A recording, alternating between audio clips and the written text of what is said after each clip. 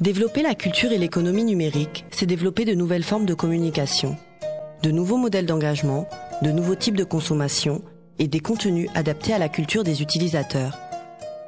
À l'aube de ces nombreuses innovations technologiques, l'Afrique se positionne fortement dans l'écosystème du numérique, avec une forte pénétration de la téléphonie mobile. 1% en 2000, 54% en 2012. Les métiers du numérique diminuent considérablement notre taux de chômage, en employant plus de 3,5 millions de subsahariens. Cette forte évolution contribue largement au développement de l'économie numérique.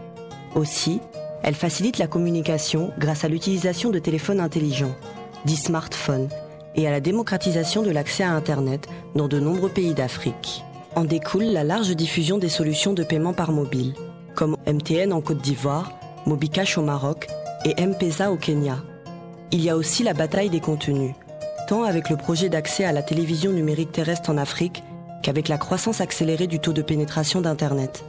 Au Sénégal, 45% de la population est connectée, selon le rapport de la RTP sur Internet en juin 2014.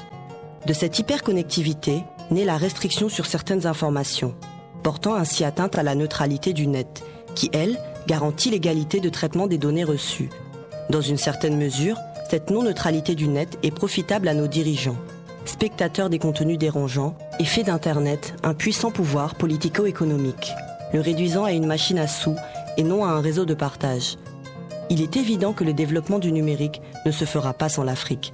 Mais pour cela, quels outils de plaidoyer mettre en place pour sensibiliser les autorités à l'importance de la neutralité du net? Et comment répondre aux défis posés par l'hyperconnectivité et les usages des nouveaux médias?